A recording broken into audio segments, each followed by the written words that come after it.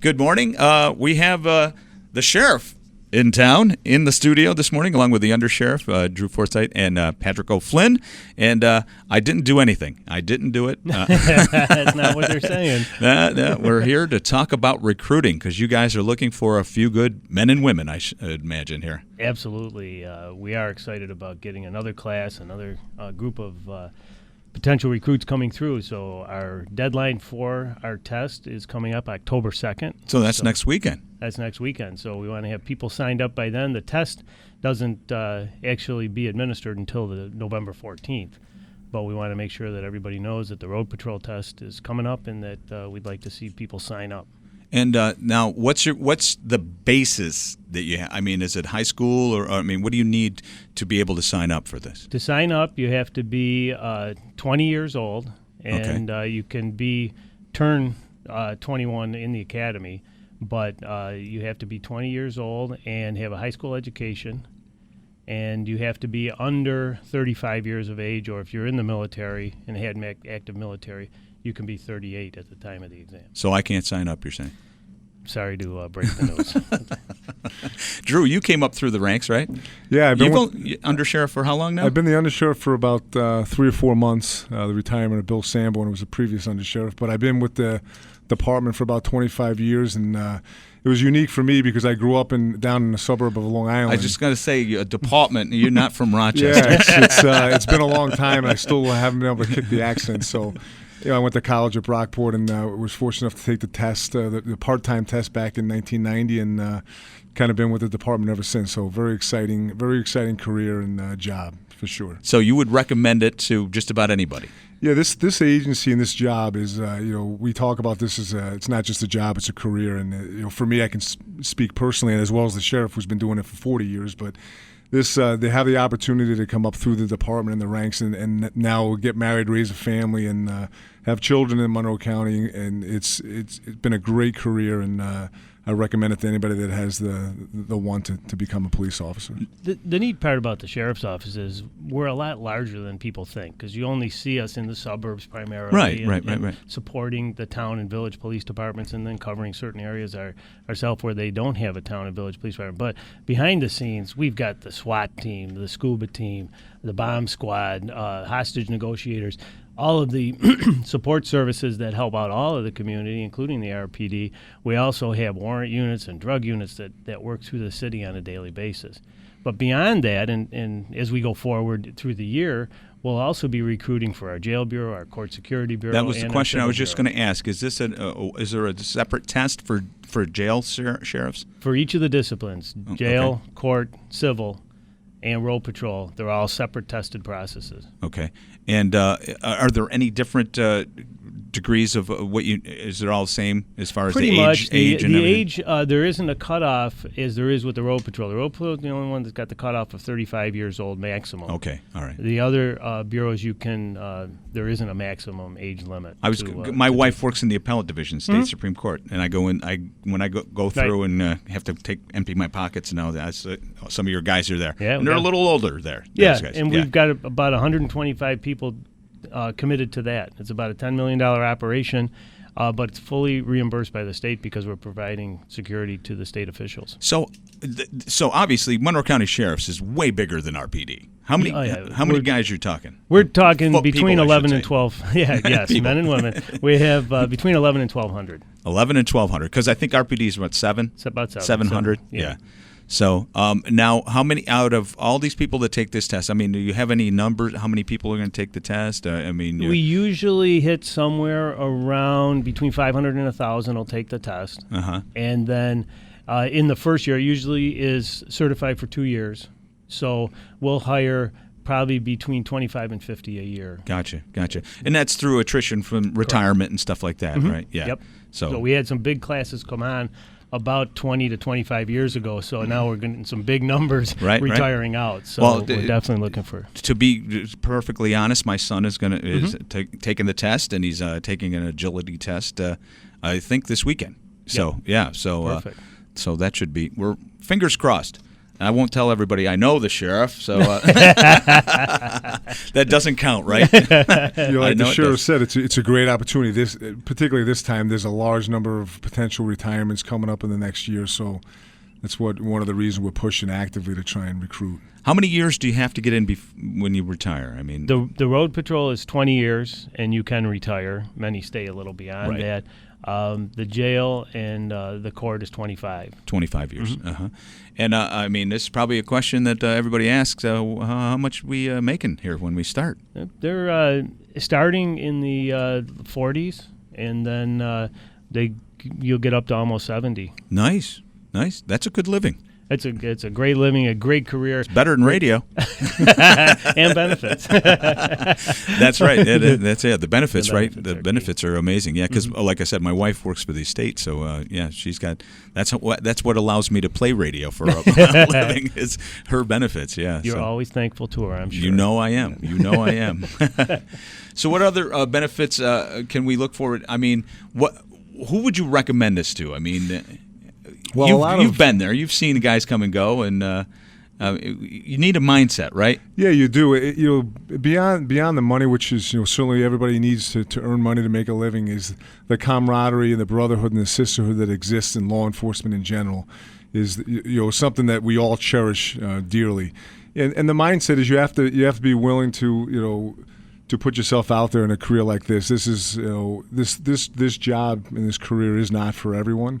But those that have a passion to serve others, are community oriented, work well with others, have a good ability to communicate. That's who we're looking for. Yeah. And this job, like I had said, it's we come to work every day, and 20 years. I never would have thought 20 years have been here and gone for me, right? But it really does, and couldn't be more proud of this bilingual profession. Probably helps, right? Oh, without a doubt. If we definitely look for not just Spanish speaking, but being able to communicate with the deaf, with RIT and right. the National Institute. We have one of the largest communities in the country, exactly. Right? So we're always looking for people that are multilingual, and now with we have people in the terrorism task force. So being able to communicate in all different languages is a real benefit. And as far as women, you're encouraging women too, because I know I've met a bunch of a friend I went to high school with. Missy Hurlburt. She retired a while. Yeah, she was retired. The minority she started recruiting. with us, and I think she go over to Arundel. She went to IPD and then she retired. Yeah, Yep. And I'm still working. Yeah. Found this picture, right? And it's amazing. So we have a lot of women that are on the road patrol that you would think that this profession is just for the big and the strong, and you couldn't be further from the truth. It's your ability to communicate with others, your ability to talk to people. That's really what really makes this profession. You don't have to beat up people, right? No. You got to be able to communicate. Exactly. Yeah. If you're coming in to say, I'm wearing a badge and I'm going to tell you how to do things, and what we want to do is the person that's able to communicate, able to discuss, and able to persuade the individuals. And the last resort is to have to get physical keep the with force everybody. to the minimum. Exactly. Yeah. Exactly. Yeah. So, and the thing is, we said, the minimum is a high school requirement for being able to apply.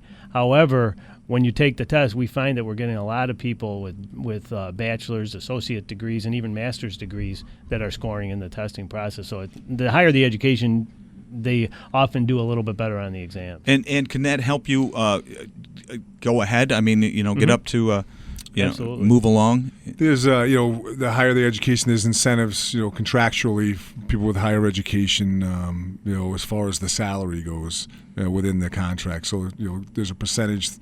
People with a diploma, earn. Yeah, isn't it true?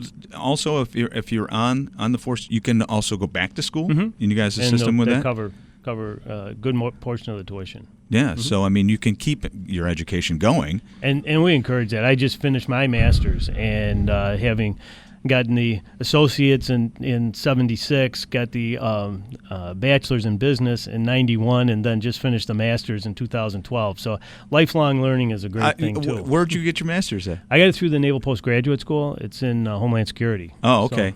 So you didn't walk the thing? So people weren't sitting there going, isn't that the sheriff? Uh-oh. We got a call here. Hang on a second. Okay. We good? All right. Okay. Somebody will handle that. Yeah, send Brendan out. He'll take care of that. What other? I mean, like you said, I was talking about what kind of mindset you have to be a sheriff. My son is the example that I know best. He's wanted to be a police officer since second grade. I mean, this is what he's been focused on. Mm-hmm. But I mean, there's other people that can just come to it. Like you said, they want to serve, right? Right. Yeah. Like your son, many of us got into this profession because of somebody that we looked up to. Like for me, it was an uncle that was in law enforcement. A lot of people within law enforcement have family members or friends that preceded them in the profession. But more and more we're seeing people who just want to make a difference, and they see that this career is unlike any other, and it really is. It's not a 9-to-5 job. If you're looking for a job where it's 9 to 5 Monday through Friday, then this career probably isn't for you. But if you're looking to be able to meet people of all walks of life and deal with different situations on a daily basis where there's no day is the same, there's something different every day, and it's a rewarding career, which I think is probably the most important for any of us that have been in this career. We feel that it's a rewarding career. You're not making, like I said earlier, the most money, but nobody can take away that when you help somebody else, that's the community part of it. So yeah, well, it's a great living too. I mean, it really it's a great living, and again, you got the benefits for life, right? Mm-hmm. And so, what was it? I had a question in my head. Don't you hate that when that happens? And you had that to question me more often than you want to believe. So, Patrick, now you've been the sheriff for how many years now? Been the sheriff for 15. I was under sheriff for 13. Wow. And time flies, doesn't it? Yeah, and I'd been with the department since 76. So 70. So you started when you were 12 or something? 11. No. Actually, I was fortunate to get in at 18 because I was a trainee. Oh, really? Working, as an intern in college. So. No kidding. Now, and you were over the road? Did the road patrol. In fact, I as did Drew. Was on the SWAT team. I ended up heading the SWAT team for several years. So I had a lot of opportunities in training and I was firearms instructor, those kind of things. So when you get into the sheriff's office, you've got opportunities opening up to you. I was just going to say, there's a lot of really get into some really intricate and neat assignments. What do we think about? Do you assist RPD with? I mean, it's been a bad summer. We have waves of patrols that go in and support. I was going to say, because I see your cars around too. Because I go through. I'm pretty much downtown in Irondequoit, so for where I live. But I see you guys around. Oh yeah, no, we work with the state police, and they do details that is actually offset by the state. Some of the expense, the cost, the overtime, to be able to do saturation patrols. Yeah. So, I mean, has there been an occasion where you've actually backed up RPD? All the time. Yeah. All the time, yeah. And we do warrant service together and a lot of different, we've got drug task force that we share resources and staff. So it's this in the Rochester community, the collaboration amongst law enforcement agencies in this town is really unique. Other places around the state don't have the cooperation that we have. We have a law enforcement council where all the agencies partner together, and we meet on a monthly basis, and we share resources. The sheriff's office in particular, we support the towns, the villages, and the city. We have members in our narcotics unit, like the sheriff said. We have a warrant task force, partnering with the marshal's office, the city police, and some federal agencies. We've got people assigned with the FBI. So the cooperation that exists amongst the law enforcement agencies is really second to none. And that's unusual to us? Whoops, you just turned yourself off over there. Other parts of the state. You keep hitting that button, Drew. That's okay. Am I on? You're on now, yes. I'm sorry. It's this little technical difficulty here for me. Around the state, though, some of the agencies in the cities don't have the cooperative efforts that we have here in Rochester. It's really it's a great working relationship that we have. I witnessed it myself the other day, a couple Sundays ago. Anthony DePonzio, his stag party. Everybody was represented there. Oh yeah, everybody was represented there. Well, okay, so we're almost done here. How do we get signed up once again for the test? You have the website? Yeah, the test is like the sheriff said. It's November 14th. October 2nd is the deadline. And so that's next Friday. Next Friday. You got to be signed up by next Friday. Right. The test is on the 14th of November, so it's a little bit of time to prep. And we got what, MonroeCounty.gov? MonroeCounty.gov, Yep, and then what do you just look for jobs? Yeah, you just go right to the human resources part of the and they'll have them all the tests listed. The title is the Deputy Sheriff Road Patrol / Police Officer, and there's a small fee, and you can sign up right online. All right, and we're looking for a few good women and men. Women and men. Monroe County Sheriffs. I want to thank the Undersheriff, Drew Forsythe, and the Sheriff, Patrick O'Flynn, for coming in this morning, and good luck with your recruiting. Well, thank you, Dino. It's always great to see you, and appreciate this opportunity. And good luck to my kid. My kid's Absolutely. Fingers crossed. Right, Dino, let me just give you our recruitment office phone okay. number, too. It's 753-4705 or 4706. Any questions anybody may have, questions. Our recruitment office, we have people staffed there, so we look forward to the test. Thank you, Drew. Good morning, gentlemen. Thank you. Good luck. You.